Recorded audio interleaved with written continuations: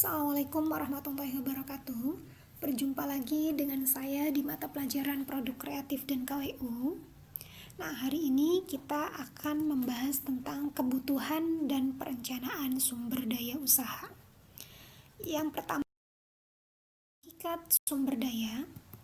Sumber daya merupakan kebutuhan untuk menghasilkan produk atau jasa, ya, yang kemudian dapat diperjualbelikan oleh sebuah usaha. 4 poin penting dalam menjalankan usaha. Yang pertama adalah merupakan sumber daya manusia. Sumber daya manusia itu adalah merupakan hal yang sangat penting dalam menjalankan usaha. Misalkan kita ingin membuat usaha pertambakan, misalkan tambak udang. Nah, kita harus mencari sumber daya manusia yang mengerti tentang pertambakan udang. Jadi nggak asal kita ngambil orang untuk bekerja sama kita yang tidak ahli dalam bidangnya, seperti itu. Kemudian yang berikutnya di sini ada sumber daya finansial. Ini adalah merupakan terkait dana, ya.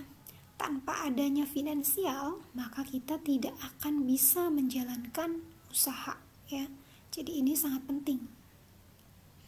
Kemudian yang berikutnya di sini, yang ketiga adalah sumber daya material. Material di sini adalah merupakan bahan baku yang akan kita gunakan dalam membuat usaha. Misalkan kita pengen bikin usaha membuat kursi dari rotan, gitu kan. Nah, rotan itu sumber material atau bahan bakunya itu dari apa? Tersedia enggak? Seperti itu. Jadi itu harus kita cari gitu. Itu penting banget gitu. Bahan pokok gitu ya. Kemudian yang berikutnya di sini ada sumber daya informasi. Nah, informasinya juga sama nih. Yang lagi booming di pasaran itu tentang apa nih? Tentang produk apa nih yang dibutuhkan oleh masyarakat? Itu adalah merupakan sumber daya informasi. Kita lanjut. Di sini unsur manajemen menurut ahli, ternyata menurut ahli itu yang pertama itu ada manusia yang tadi sudah disebutkan, kemudian ada money ataupun uang, kemudian ada material atau objeknya yang mau kita bikin, bahan bakunya itu apa, kemudian ada mesin dan cara kerja. Kalau yang tadi itu kan 4 poin penting ya, 4 poin penting, maka di sini ditambahin adanya mesin atau alat bantu, kemudian cara kerjanya. Kita langsung lanjut.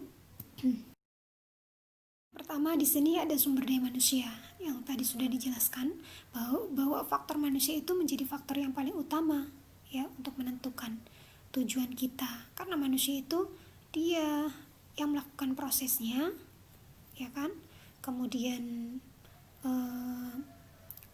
membuat tujuan itu jadi jelas, seperti itu. Faktor-faktor yang harus diperhatikan dalam merencanakan sumber daya, yang pertama adalah faktor analisis jabatan, ya. Jabatan, misalkan kita usaha dalam bidang apa, berarti yang memangku jabatan itu harus sesuai dengan bakat, kemudian sesuai dengan apa yang mau kita usahakan. Kemudian faktor kebutuhan jabatan, ini pun kalau kita misalkan mau membuat usaha tuh apa sih yang dibutuhkan, tenaga ahli apa sih yang kita perlukan gitu. Itu maksudnya kebutuhan jabatan. Kemudian faktor aturan tugas dan tanggung jawab, ini adalah merupakan mendisiplinkan karyawan agar mereka bekerja sesuai dengan tupoksi, seperti itu. Kemudian yang berikutnya adalah faktor kebutuhan perekrutan. Nah, itu kebutuhannya itu dalam bidang apa nih?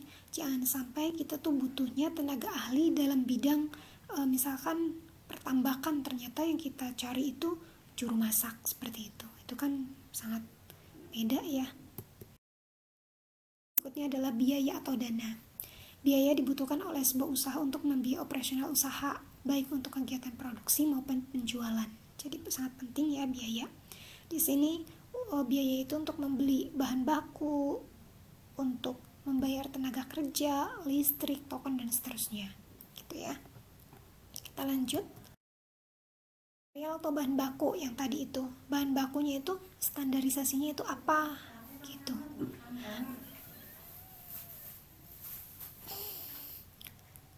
Itu ya, manfaat yang diperoleh dari bahan baku perencanaan itu, bahan baku itu apa.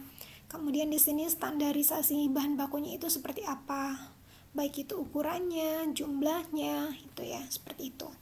Kemudian kita harus mengetahui pemasokan bahan bakunya itu dari mana, penyedianya itu seperti apa gitu. Itu harus kita ketahui ketika kita ingin membangun suatu usaha. Jadi semuanya harus detail gitu.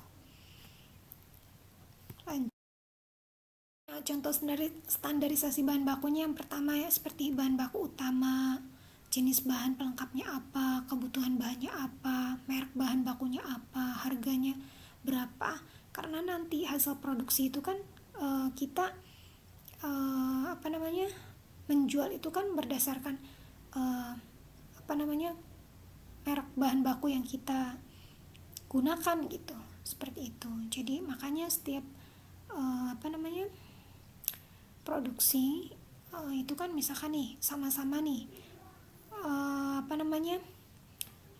dua perusahaan bergerak di bidang yang sama, misalkan mie instan ya, satunya Indomie, satunya mie sedap, itu kan beda seperti itu, karena bahan baku yang mereka gunakan itu dengan standarisasi atau merek yang berbeda, seperti itu.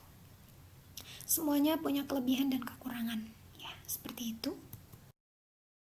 Berikutnya adalah mesin. Nah, mesin di sini itu kan penting ya untuk proses produksi, ya kan? Untuk jenis usaha yang memerlukan peralatan untuk menghasilkan produksi agar lebih cepat, lebih banyak yang diproduksi, seperti itu. Kayak misalkan di sini dalam bidang apa gitu kan, membutuhkan apa, seperti itu. Kayak usaha pembuatan konten video, YouTube, kamera dan seterusnya. Adalah cara kerja. Metode kerja sesuai standar amat dibutuhkan agar pekerjaan dapat dijalankan secara efektif dan efisien. Ya, seperti itu. Nah, di sini untuk market pasar, ketika kita membangun usaha, kita harus merinci bahwa market pasar kita itu untuk siapa gitu. Kayak misalkan di sini pasar menurut tingkat usia atau jenis kelamin. Misalnya kita nih bikin apa nih, bikin kaos ya kan, tingkatan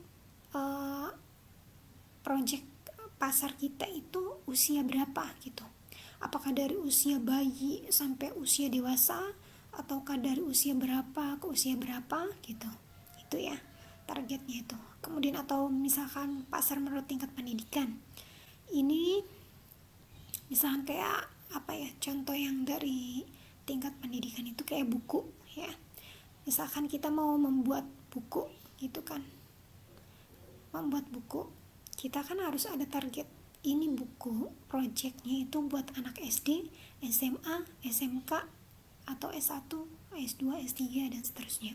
Jadi itu ada marketnya yang mau kita sasar itu tingkatan apa, seperti itu. Pasar menurut wilayah yang mau kita gapai itu apa nih, di kelurahan kah, kecamatan kah, kota madya kah, kabupaten kah gitu kan. Kemudian pasar menurut tingkat ekonominya juga sama nih, ini tuh produk yang kita buat itu untuk menengah ke bawah kah, untuk menengah ke atas kah, untuk yang penghasilan berapa gitu. Kayak misalkan kita melakukan market penjualan jual beli rumah gitu kan, rumah yang kita bangun itu untuk yang tingkatan ekonomi yang apa gitu, apakah yang gajinya misalkan 4 juta ke bawah atau 4 juta ke atas, itu ada strateginya. Kemudian pasar menurut segmentasi ya kan, kita tuh ini menjual itu distributor kah, menjadi agen kah, atau bisa menjadi pengecer. Jadi semuanya itu harus sesuai dengan tupoksinya. Itu harus dipikirkan baik-baik ketika kita mau membuat usaha